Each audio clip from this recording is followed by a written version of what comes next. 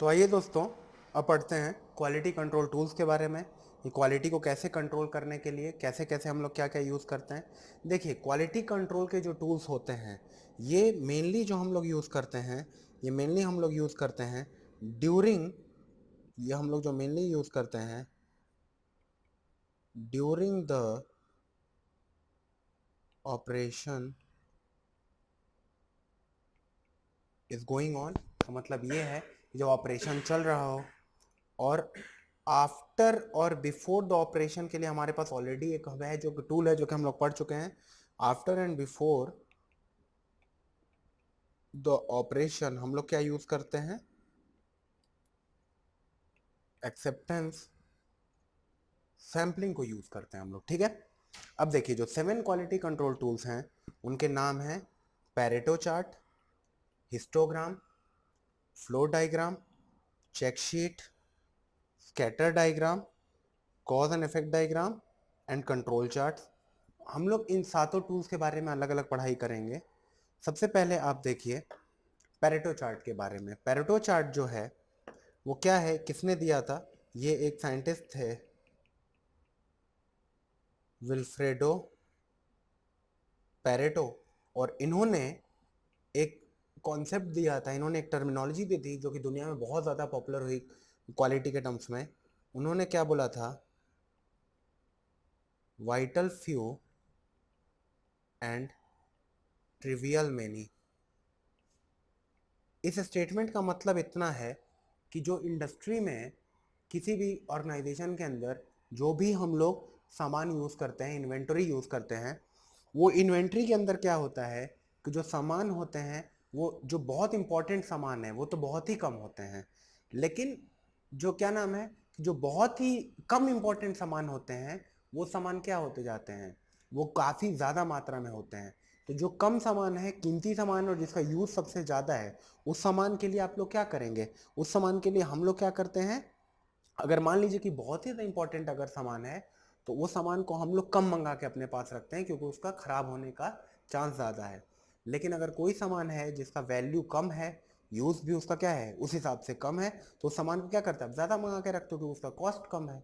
तो उसी बेसिस पे इन्होंने क्या किया था, विल्फ्रेडो पैरेटो ने इन्वेंट्री कंट्रोल के लिए इन्वेंट्री चार्ट का एक मॉडल दिया था। इस चीज़ का, सॉरी, उन्होंने क्या किया था कि इन्वेंट्री कंट्रोल के लिए एक चार्ट दिया था जिसको उन्होंने क्या बोला, एबीसी चार्ट बोला।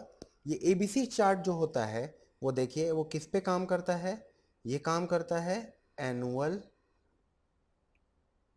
Usage value. अच्छा, इनके रूल को हम लोग 80/20 रूल भी कहते हैं।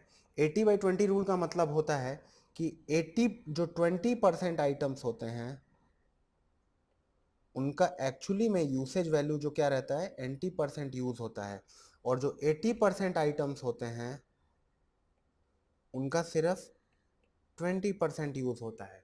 तो ये रूल जो दिया था ये विल्फ्रेडो पैरेटो ने दिया था, जिसको कि हम लोग क्या करते हैं, काफ़ी ज़्यादा इसको हम लोग यूज़ करते हैं इन टूल्स को।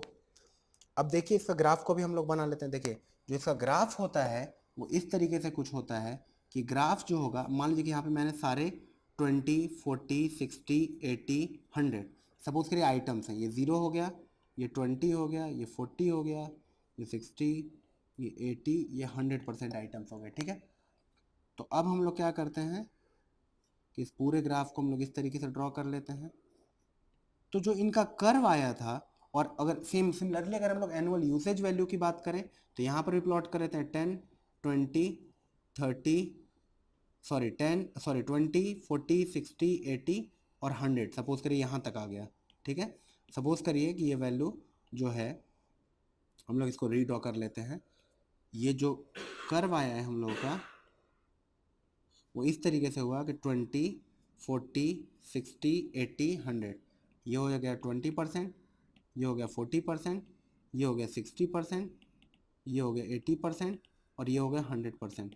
तो देखिए विल्फ्रेडो पैरेटो ने क्या बोला था, उन्होंने बाद में कहा कि उन्होंने ये कहा कि जो शुरुआत के जो आइटम्स हैं, जो 20% आइटम्स हैं, उनका जो यूज़ है वो क्या है, 80% है। आप यहाँ पे देखिए 80% यूज़ है उसका। उसके बाद जो आइटम्स हैं अप टू 80% हैं, उनका 90% तक यूज़ है। यानी कि यहाँ से ग्राफ जो होगा वो ऐसे जाएगा, यहाँ से ग्राफ ऐसे जाएगा और फिर फाइनली क्या करेगा, लास्ट में जाकर के 100% के बराबर हो जाएगा।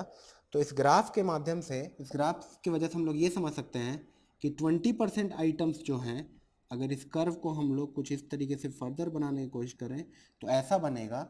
और उन्होंने ये कहा कि 80% जो यूज़ आ रहा है, 20% आइटम्स का 80% यूज़ हो गया है। उसके बाद जो बचे हुए यहाँ से यहाँ तक ये ए टाइप के आइटम्स हो गए, यहाँ से यहाँ तक के हुए बी टाइप के आइटम, और यहाँ से यहाँ तक सी आइटम हुए। तो 20% जो हुए उनका 80% यूज़ हो गया, और ये आइटम्स क्या कहलाए, ए टाइप आइटम्स कहलाए। ठीक है, जो यहाँ पे आप देख सकते हैं कि यहाँ पे हम लोगों ने क्या लिख रखा है, इसको ए टाइप आइटम बोल रखा है। अभी हम लोग कंट्रोल के बारे में पढ़ेंगे, फिर उस पहले हम लोग ये पढ़ लेते हैं। यहाँ पे ये हो गया हम लोग का 90%। अच्छा देखिए, यहाँ से यहाँ तक के जो आइटम्स हैं जो कि बी टाइप के आइटम्स में आते हैं, उनका अगर आप एक्चुअल यूज़ देखेंगे तो यूज़ कितना परसेंट आ रहा है, केवल 10% का आ रहा है। और जो यहाँ से यहाँ तक के आइटम्स हैं, इनका भी यूज़ कितना परसेंट आ रहा है, केवल 10% आ रहा है। तो यहाँ पे हम लोगों ने लिखा कि 60% आइटम्स का 10% यूज़ हुआ, तो ये हो गया बी टाइप आइटम्स। और फिर बचे हुए 20% जो थे, उनका भी केवल 10% यूज़ हुआ, इनको बोला सी टाइप आइटम्स। ठीक है, तो ए बी सी आइटम्स के बारे में हम लोग को आइडिया लग गया है। अब उन्हीं ए बी और सी आइटम्स के बिहाफ में हम लोग क्या करते हैं, अलग अलग टाइप से इन्वेंट्री को कंट्रोल किया जाता है। जैसे कि अगर आपका ए टाइप का आइटम अगर रहेगा तो उस आइटम के लिए क्या करेंगे आप, बहुत ही लिमिटेड अमाउंट उसका आप मंगा के रखेंगे अपने पास।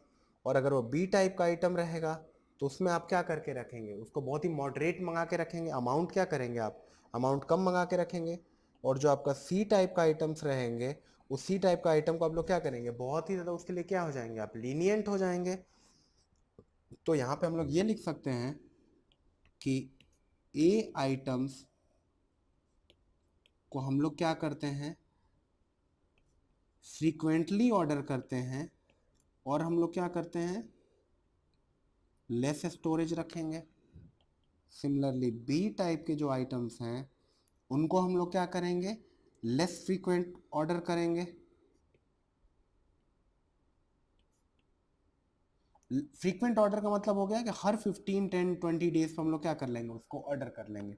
सिमिलरली बी टाइप के आइटम्स जो होंगे उनको हम लोग क्या करेंगे, उनको हम लोग 10 टू, फिर मान लीजिए 4 मंथ्स में, 10 डेज में नहीं आएगा ये कुछ मंथ्स में आएगा, कि आपने इसको 4 मंथ में ऑर्डर कर दिया या 5 मंथ में ऑर्डर कर दिया।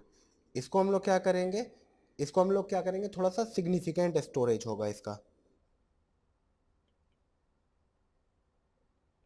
सिग्निफिकेंट स्टोरेज होगा। जो सी टाइप का आइटम्स हम लोग को मिलेंगे, जो सी टाइप के आइटम्स होंगे, उनकी लीस्ट फ्रीक्वेंसी होगी, और उनको हम लोग क्या करेंगे, मैक्सिमम स्टोरेज रखेंगे। तो इस एनालिसिस में, जिसको कि पैरेटो चार्ट हम लोग बोलते हैं, ये किसके बेसिस पे बनाया गया था, ये एबीसी के बेसिस पे बनाया गया था, यानी कि एनुअल यूसेज वैल्यू के आधार पे बनाया गया था। इसको कहाँ पे यूज़ करते हैं, इन्वेंट्री कंट्रोल के अंदर यूज़ करते हैं। ठीक है, कुछ चीज़ें हम लोग को यहाँ से क्लियर हो गई कि विल्फ्रेडो पैरेटो ने बनाया था, इन्वेंट्री कंट्रोल के लिए होता है, एनुअल यूसेज वैल्यू के बेसिस से बनाया जाता है, 80/20 रूल को फॉलो करता है। इंपॉर्टेंट स्टेटमेंट भी हम लोगों ने पढ़ लिया, ये ग्राफ के बारे में भी हम लोग को समझ में आ गया। ठीक है, इसके बाद हम लोगों ने एबीसी आइटम के बारे में पढ़ लिया, एबीसी आइटम के स्टोरेज के बारे में हम लोगों ने देख लिया। अब आइए देखते हैं हिस्टोग्राम के बारे में, हिस्टोग्राम क्या होता है। तो हिस्टोग्राम एक बार चार्ट के टाइप से होता है, जिसके कि ऑर्डिनेट पे हम लोग क्या करते हैं, फ्रीक्वेंसी करते हैं। और जो क्या नाम है, हम लोग इस साइड जो रहता है, यानी कि जो हम लोग का एब्सिसा पे रहता है, एब्सिसा पे हम लोग क्या करते हैं, एरर्स को या कोई भी एक ऐसा चीज़ को प्लॉट कर सकेंगे जो कि जिसके बारे में हम लोग को रीडिंग लेनी है। तो सपोज करिए कि हम लोगों ने डे 1 में रीडिंग लिया, 10 डिफेक्ट्स आए, डे 2 में रीडिंग लिया, 12 डिफेक्ट्स आए, डे 3 में रीडिंग लिया, 11 डिफेक्ट्स आए। ठीक है, तो ये क्या हो रहा है, ये एरर्स को बता रहा है। यहाँ पे एक एक क्या हो रहा है, ये ब्लॉक्स होते हैं जो एरर्स को बताते हैं। और अभी हम लोग देख रहे हैं कि ये 10 है फ्रीक्वेंसी, इसकी 12 है, इसकी क्या हो रही है, अगेन फर्दर 11 हो जा रही है। तो इसके बिहाफ पे हम लोग करते क्या हैं कि यहाँ फ्रीक्वेंसी हो गया, यहाँ पे एरर हो गया, ऐसे ढेर सारे डेटा पॉइंट्स अगर हम लोगों ने प्लॉट किया तो देखिए लास्ट में क्या होगा, लास्ट में यहाँ पे हम लोगों को कुछ इस टाइप का एक नॉर्मल कर्व मिल जाता है, कुछ इस टाइप का एक नॉर्मल डिस्ट्रीब्यूशन कर्व मिल जाता है। और उस नॉर्मल डिस्ट्रीब्यूशन कर्व के बिहाफ पे हम लोग ये बोल लेते हैं कि यहाँ पे और यहाँ पे अगर आपको इस तरीके का अगर कोई नॉर्मल डिस्ट्रीब्यूशन कर्व मिला है तो आप उसकी लोअर लिमिट और अपर लिमिट तो डिसाइड कर सकते हैं, साथ में मीन लाइन भी डिसाइड करते हैं। तो ये क्या करता है, इस तरीके से हम लोगों ने जब प्रोसेस कैपेबिलिटी पढ़ा था तो देखा था कि इस तरीके से हिस्टोग्राम क्या करेगा, हम लोग का प्रोसेस को कंट्रोल करने में क्या करेगा, हेल्प करेगा हम लोगों का। ठीक है, ये क्या करेगा, प्रोसेस को कंट्रोल करेगा। अब जैसे कि सेम चीज़ यहाँ पे हम लोगों ने लिखा है कि यहाँ पे हम लोग क्या कर सकते हैं, यहाँ पे अगर हम लोग चाहें तो फ्रीक्वेंसी और एरर चार्ट के बेसिस पे हम लोग क्या कर सकते हैं, लोअर लिमिट डिसाइड कर सकते हैं, अपर लिमिट डिसाइड कर सकते हैं। ये जो रीजन आया है हम लोगों का, ये हम लोग का क्या आया है, ये हम लोग का एक्सेप्टेबल है लेवल। और जो भी हम लोग का क्वांटिटी इस जोन में आया है और जो भी इस जोन में आया है ये क्या हो जाएगा, नॉन एक्सेप्टेबल लेवल। तो कहने का मतलब ये है कि histogram can be beneficial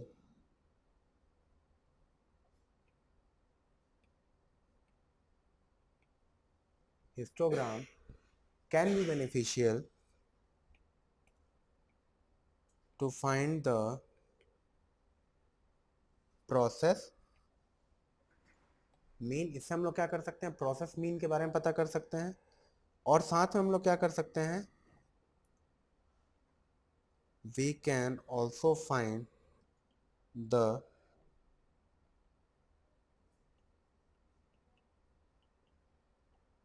variance in the process. हम लोग क्या कर सकते हैं, वेरिएंस के बारे में पता कर सकते हैं। ठीक है, तो हम लोग हिस्टोग्राम के बारे में समझ में आ गया। अब देखिए फ्लो डायग्राम के ऊपर आते हैं, जो तीसरे टाइप का टूल होता है। इस टूल के अंदर देखिए क्या होता है कि अलग अलग सिंबल्स को यूज़ किया जाता है। ये जो डायग्राम होता है ये यूज़ ऑफ सिंबल्स होते हैं। इसमें मेनली जो होता है वो 5 टाइप के सिंबल्स को हम लोग यूज़ करते हैं। ठीक है, जो इसमें जो सर्कल टाइप का डायग्राम बना है ये बताता है कि ऑपरेशन जो है वो कोई चल रहा है या ऑपरेशन चलेगा, तो ऑपरेशन के बारे में हम लोग को बताता है। जो ये स्क्वायर टाइप का आप डायग्राम देख रहे हैं इसको हम लोग बोलते हैं इंस्पेक्शन। जो ये एरो शेप का डायग्राम है इसको हम लोग क्या बोलते हैं, ट्रांसपोर्टेशन। फिर जो ट्रायंगल है इसको हम लोग क्या बोलते हैं, स्टोरेज। और ये जो है ये क्या बोलता है, डिले। ये एक तो यूज करता है सिंबल को, और दूसरी चीज क्या होती है कि it tells us about how the process is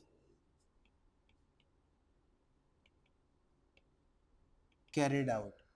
for example अगर हम लोग को क्या करना है, कोल को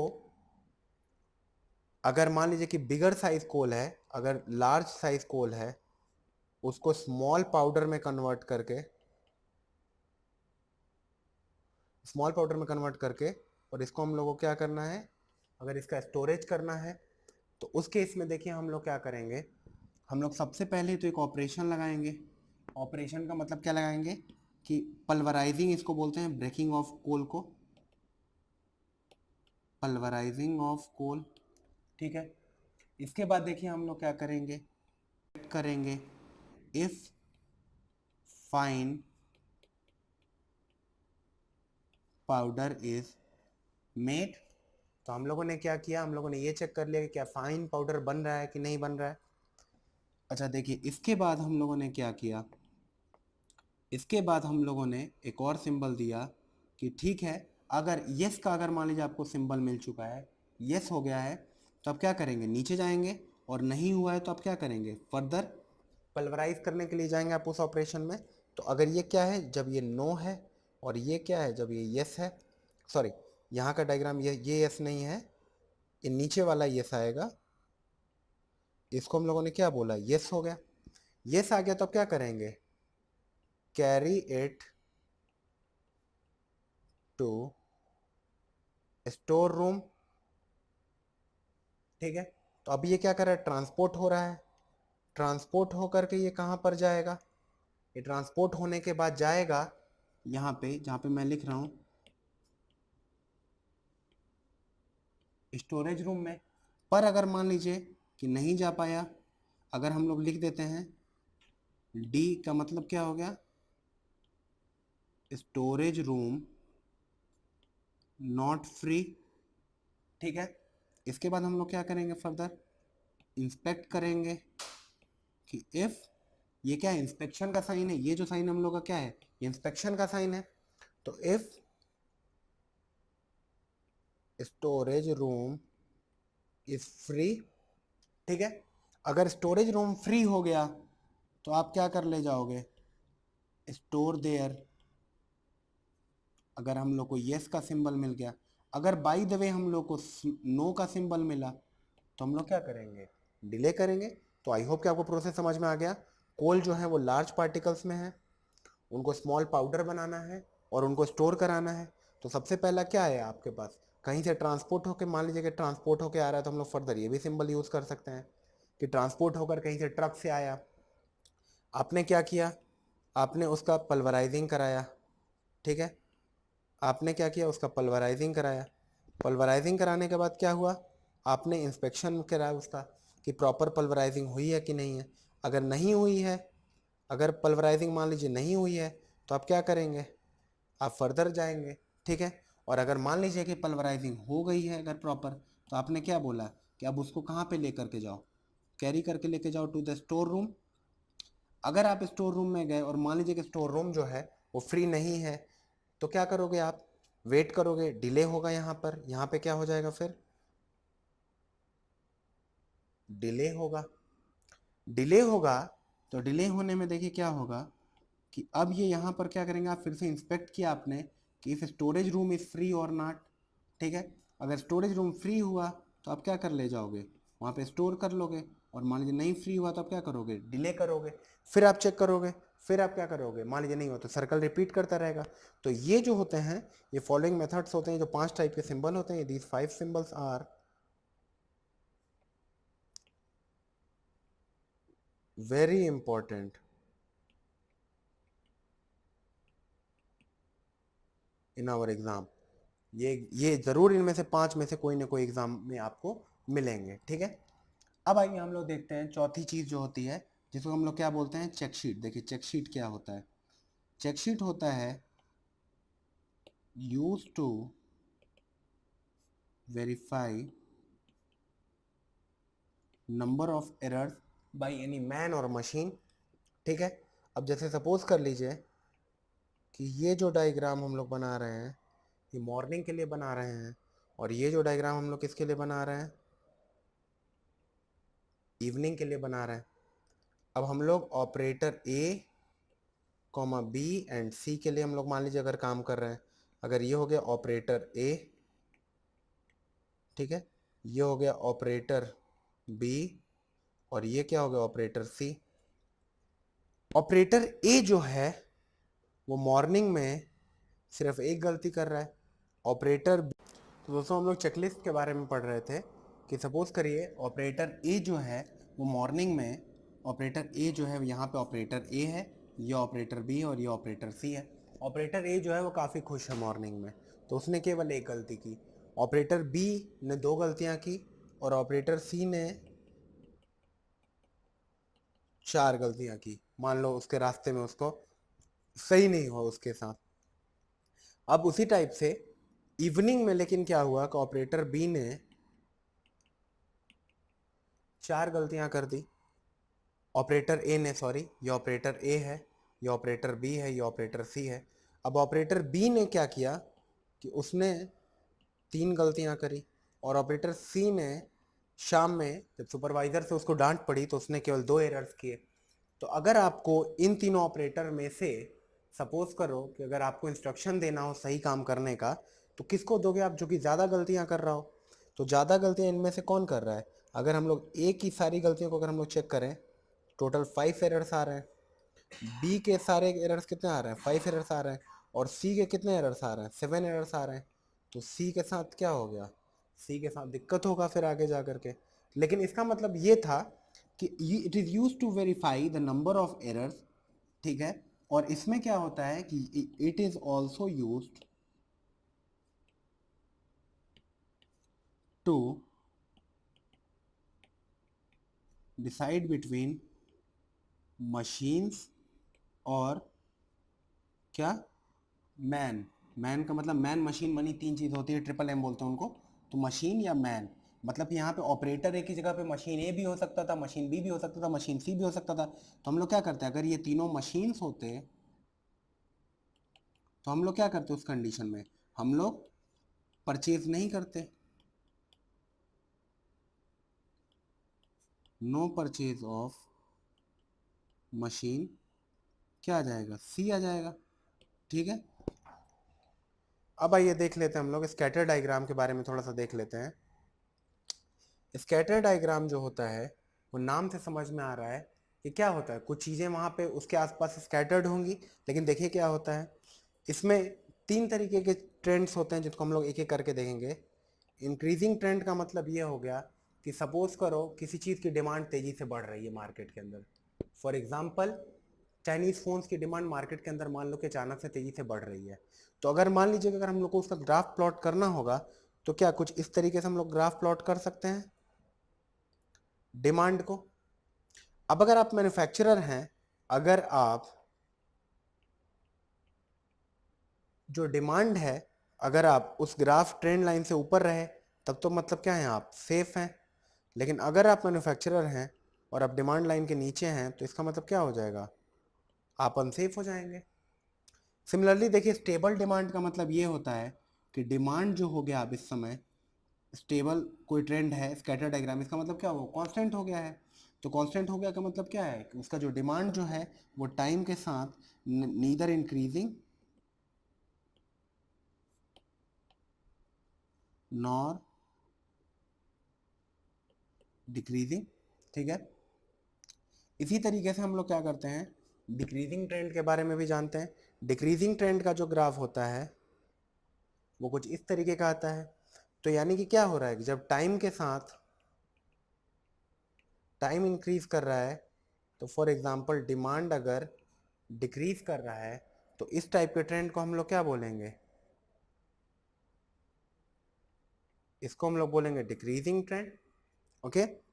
अच्छा एक चीज़ और इसके अंदर हम लोग को बतानी है कि अगर कैसे, अगर इसे इक्वेशन कैसे हम लोग फॉर्म करते हैं। तो देखिए y is equals to A plus B X, in general मान लीजिए प्लस माइनस कुछ भी हो सकता है लेकिन अभी हम लोग केवल प्लस के लिए करेंगे। तो y is equals to A plus B X हो गया। अब हम लोग क्या करेंगे, सपोज करो आप, इसका मतलब आपको समझना पड़ेगा 1 2 3 4 5, और सपोज करो x जो है वो क्या हो जाएगा हम लोग का, यहाँ पे इंडिपेंडेंट वेरिएबल है, यानी कि टाइम का मतलब यहाँ पे x हो गया और ये y हो गया। तो ये जो टाइम जो है वो क्या है, इंडिपेंडेंट वेरिएबल है। और जो डिमांड जो है वो क्या है, डिपेंडेंट वेरिएबल है। तो x की जो वैल्यू है, टाइम जो है वो, अगर सपोज करो आप, अगर आप लिखते हो 2 4 4 3 5, ठीक है। और उसके करस्पॉन्डिंग y की जो वैल्यू आ गई 5 4 3 7 9। तो देखिए कैसे करेंगे हम लोग, सबसे पहले y is equal to A plus B X है। अगर हम लोग इस इक्वेशन के अंदर सिग्मा y, अगर इसको हम लोगों ने बना दिया, सारे y के टर्म्स को ऐड कर दिया अगर यहाँ पे, तो ये क्या आ जाएगा हम लोग का सिग्मा y, जो भी वैल्यू इसकी आ रही है हम लोग उस तरीके से लिख लेंगे। Similarly is equals to sigma a plus B x आ जाएगा। अब एक बात बताओ आप, ए अगर मान लो कोई टर्म है तो ए का टर्म अगर हम लोग एन टाइम्स यानी कि 5 टाइम्स, इस क्वेश्चन के हिसाब से 5 टाइम करेंगे तो क्या आ जाएगा, ए एन आ जाएगा। और प्लस बी के साथ क्या आ जाएगा, प्लस यहाँ पे अगर b इंटू में करेंगे तो क्या आ जाएगा, b इंटू सिग्मा एक्स आ जाएगा। तो फिर b इंटू सिग्मा एक्स आ जाएगा, ठीक है। ये पहला स्टेटमेंट था। यहाँ पे अगर हम लोग करते हैं, एक काम करते हैं, रुक जाइए अभी देखिए, सिग्मा वाई यहाँ से क्या आ जाएगा equation, sigma Y is equals to A into N plus B sigma X. ये इक्वेशन नंबर 1 फाइनली फॉर्म हो जाएगा। अब हम लोग क्या करेंगे, इन इक्वेशन नंबर 1 मल्टीप्लाई बाई एक, देखिए सिग्मा एक्स कहाँ से निकल जाएगा, ये सिग्मा एक्स हो जाएगा। यहाँ पे n इज इक्वल टू क्या है, 5 है। तो ये इक्वेशन में हम लोग को a और b के टर्म्स में इक्वेशन मिल गया। अब इक्वेशन 1 को जब हम लोगों ने x के साथ मल्टीप्लाई कर दिया तो क्या बन गया, a y is equal to a x plus B x square. अगर हम लोगों ने, इसका मतलब ये हुआ कि यहाँ पे x इंटू वाई को आप मल्टीप्लाई कर लीजिए, तो x इंटू वाई को मल्टीप्लाई करेंगे तो ये हो जाएगा 10, ये हो जाएगा 16, ये हो जाएगा 12, ये हो जाएगा 21, ये हो जाएगा 45। ठीक है, सिग्मा एक्स वाई का मतलब ये हो गया। अब आप इसका क्या कर देंगे, आप सिग्मा लगा देंगे तो ये आ जाएगा sigma x Y. Sigma x Y का मतलब क्या हो गया, ये आप सारी वैल्यू जो इस कॉलम के यहाँ पे ऐड कर लो, इज इक्वल्स टू, इस टाइप का बड़ा इक्वेशन एग्जाम में जनरली नहीं पूछा जाएगा, लेकिन फिर भी हम लोग को प्रोसीजर थोड़ा सा मालूम होना चाहिए। a इंटू सिग्मा एक्स आ जाएगा plus b into sigma x square. अब एक काम करेंगे हम लोग यहाँ पे एक्स स्क्वायर कैलकुलेट कर लेते हैं, तो एक्स स्क्वायर की जो वैल्यू आ जाएंगी 4, 16, 16, 9 और प्लस यहाँ पे क्या आ जाएगा 25। अगर बाई चांस 2-3 वेरिएबल का हम लोगों से पूछ लिया जाए तो हम लोग को निकालने आना चाहिए। तो यहाँ से हम लोगों ने क्या किया, सिग्मा एक्स स्क्वायर निकाल लिया। सिग्मा एक्स स्क्वायर की एक वैल्यू आ जाएगी, ये सारी वैल्यूज अगर आपको मिल गई है तो इक्वेशन नंबर 2 मिलेगा। यहाँ से हम लोग क्या लिखेंगे, on solving this two equation we will get values of a and b। For example देखिए, टाइम की अगर मैं बात करता हूँ, मैं टाइम के साथ में डिमांड का एक छोटा सा क्वेश्चन हम लोग समझ के देखते हैं। टाइम और डिमांड को हम लोग क्या लिख लेते हैं, टाइम को हम लोग लिख लेते हैं x। एक छोटा सा एग्जांपल देखिए, इस तरीके का क्वेश्चन कभी पूछा जा सकता है, और इसको हम लोग मान लेते हैं y। ठीक है, अगर मान लीजिए 1, 2, 3, y की वैल्यू अगर हम लोग लिख रहे हैं 4 ले लेते हैं, इसको लेते हैं 5, इसको ले लेते हैं 6 मान लीजिए। ठीक है, तो देखिए हम लोग को क्या क्या चाहिए था। अगर हम लोग को यहाँ से हम लोग एक बार क्या करते हैं, फिर से इस पूरे स्टेटमेंट को हम लोग क्या करते हैं, इस क्वेश्चन को हम लोग सॉल्व करते हैं अपने गिवन प्रोसीजर जो हम लोगों ने पढ़ा था अभी तक। ठीक है, तो अगर हम लोग इसको पढ़ते हैं, आइए इसको हम लोग सॉल्व करते हैं। अब हम लोग क्या करेंगे, सबसे पहले एक बेसिक सा इक्वेशन फॉर्म करेंगे। हम लोग बेसिक सा इक्वेशन फॉर्म करेंगे, y is equal to A plus B X. हम लोग का क्या होगा, ये बेसिक इक्वेशन होगा। अब हम लोग इस इक्वेशन में, ये इक्वेशन नंबर 1 है, अब इसमें हम लोग क्या करेंगे, सिग्मा लगा देंगे। तो a को अगर आप 4 बार 3 बार, यहाँ पे 3 बार अगर आप बार बार a ऐड कर देंगे तो क्या आ जाएगा, 3 times a plus B sigma X. आएगा कि नहीं आएगा, आएगा। सिग्मा एक्स कितना हो जाएगा, सिग्मा एक्स हो जाएगा 3 प्लस 2 प्लस 1, दैट मीन्स 6। सिग्मा वाई कितना आ जाएगा, सिग्मा वाई आ जाएगा हम लोग का 5, 4, 9 and 6, 15।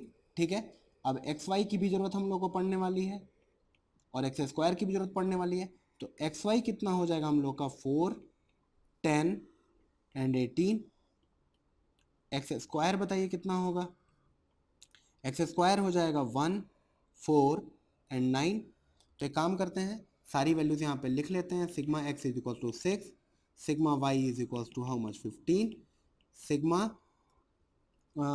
X Y is equals to, देखिए कितना आ जाएगा, सिग्मा एक्स वाई यहाँ पे आ जाएगा 10 एंड 4 14, और 14 and 18 how much 32, and sigma x square is equals to कितना आ जाएगा 4, 1, 5 एंड 9 एंड 5 14।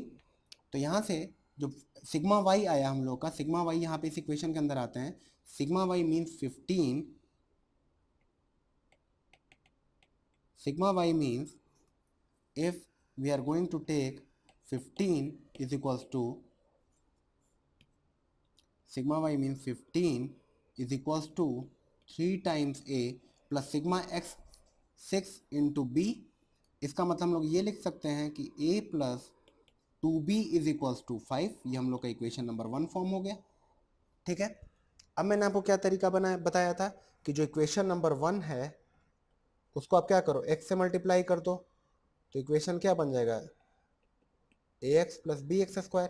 फिर हम लोग सिग्मा एक्स वाई कर लेते हैं, a sigma x plus B sigma x square. तो सिग्मा एक्स वाई की वैल्यू आप बताइए, सिग्मा एक्स वाई की वैल्यू आ गई थी 32 is equal to A into sigma x की वैल्यू आ गई थी 6 plus b into x square की वैल्यू कितनी आ गई थी 14। तो यहाँ से हम लोग क्या कर सकते हैं, 3a plus 7b is equals to क्या इक्वेशन लिख सकते हैं 16। ये इक्वेशन नंबर 2 हो गया हम लोगों का। ठीक है, अब हम लोगों को इस पूरे टेबल की कोई ज़रूरत नहीं है, तो हम लोग क्या करते हैं, इस पूरे टेबल को हम लोग एक बार इरेज कर देते हैं, जिससे कि हम लोग ए और बी की वैल्यूज़ को कैलकुलेट कर सकें। फ्रेंड्स ये बहुत ही इंपॉर्टेंट क्वेश्चन है, कभी भी 2 मार्कर प्रॉब्लम ये सी में आ सकता है। देखिए, तो यहाँ से हम लोग क्या करेंगे, a plus 2b is equals to 5 and 3a plus 7b is equals to 16। हम लोग इक्वेशन 1 को 3 से मल्टीप्लाई अगर कर देते हैं तो 3a plus 6b is equals to 15 हो जाएगा। दोनों को अगर हम लोग सॉल्व कर लेते हैं तो b की वैल्यू कितनी आ गई 1, और b की वैल्यू को अगर आप इक्वेशन नंबर 1 में प्लेस कर देते हैं तो a plus 2 is equals to 5, that means a is equals to कितना आ गया 3।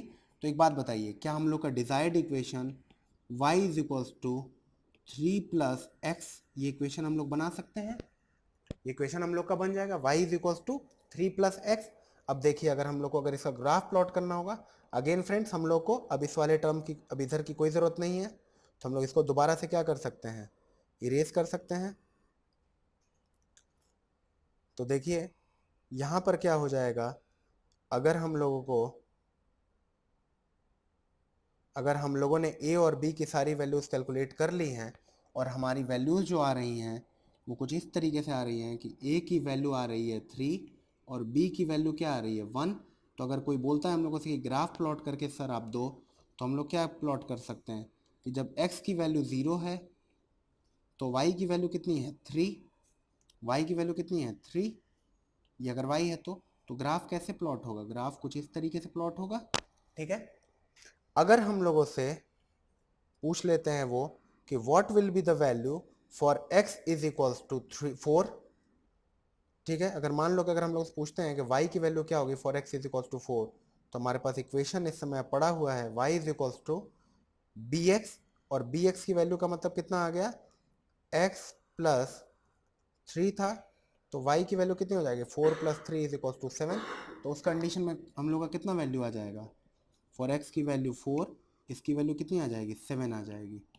ग्राफ वैसे इनिशियली लीनियर था, लेकिन अगर मान लीजिए कि लीनियर ग्राफ ना होकर कुछ और ग्राफ आया, तो हम लोग क्या कर सकते हैं, हम लोग ये बता सकते हैं, अगर डिमांड अगर मान लीजिए आप इस क्वेश्चन में अगर पूछ रहा होता तो demand for month of 4th month कितना हो जाता 7 यूनिट्स का हो जाता। तो हम लोग को इतना समझ में आया कि जो हम लोग का कर ग्राफ है, जो हम लोग का ये ट्रेंड एनालिसिस है, या जिसको हम लोगों ने स्कैटर डायग्राम बोला है, वो किस तरीके से हम लोगों को हेल्प कर सकता है ये पता लगाने में कि कैसे हम लोग डिमांड, कोई चीज़ डिपेंडेंट डिमांड इंडिपेंडेंट डिमांड के साथ वेरी करेगी। Thank you.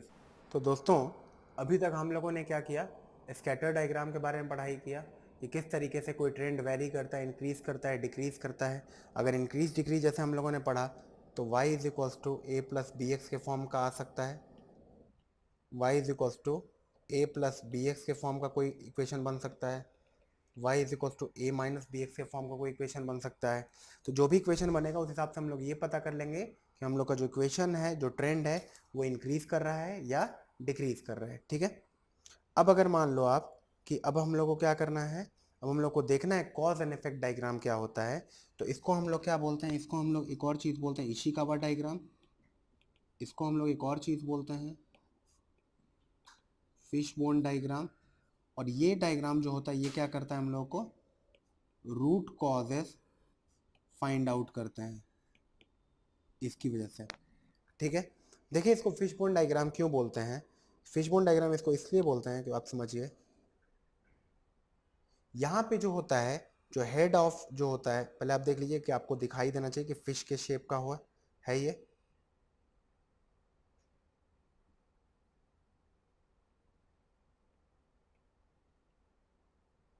जो ग्राफ का कंस्ट्रक्शन है,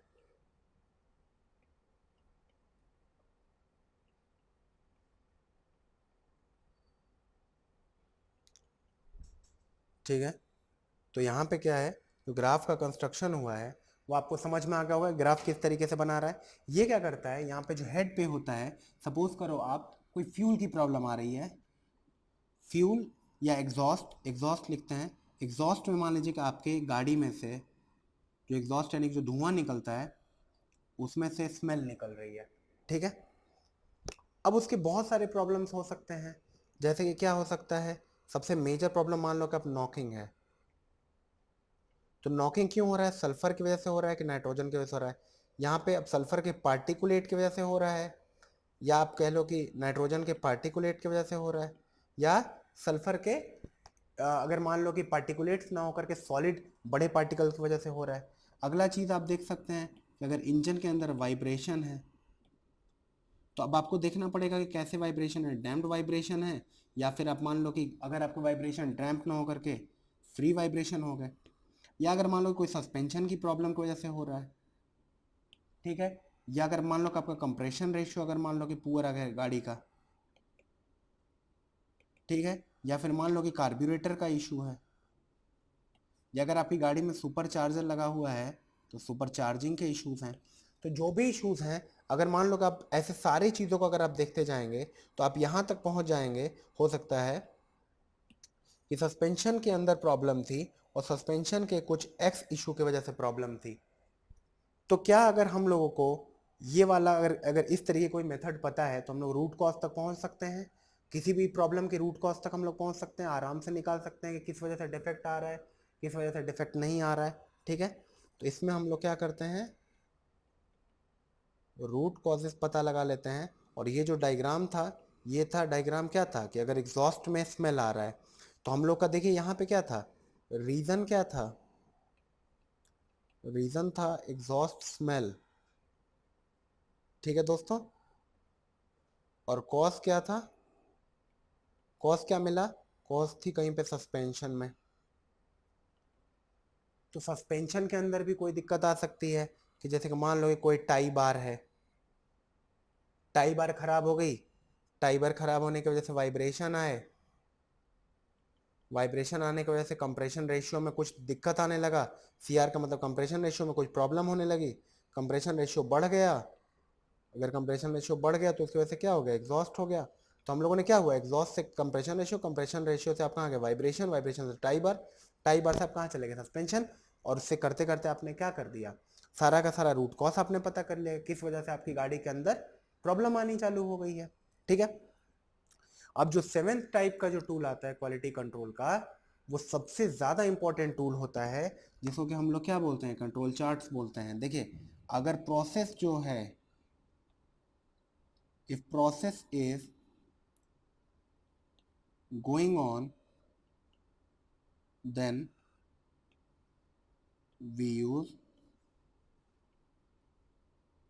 control chart, और अगर प्रोसेस हैज फिनिश्ड तो हम लोग उस कंडीशन में क्या करेंगे, एक्सेप्टेंस सैम्पलिंग करते हैं, ठीक है। अब देखिए, कुछ जो कंट्रोल चार्ट्स भी जो होते हैं, वो कंट्रोल चार्ट्स जो होते हैं वो कई टाइप के होते हैं। एक्स बार चार्ट होगा, आर चार्ट होगा, सी चार्ट होगा, पी चार्ट होगा, कई टाइप के चार्ट्स हम लोग करते हैं। तो ये जो होते हैं, each control chart is based on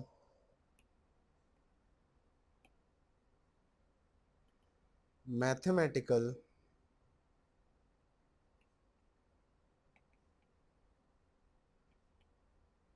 probability distribution, ठीक है।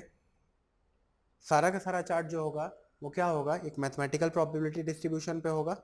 अच्छा, एक और चीज हम लोग यहाँ पे एक चीज पता लगेगी जब हम लोग आगे इसमें देखेंगे, कि ये जो कंट्रोल चार्ट्स होते हैं,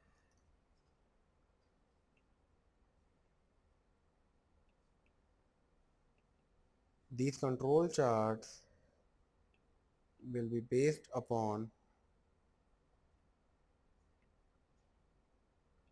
control limits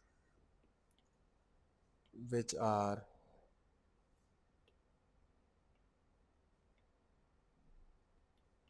upper control limit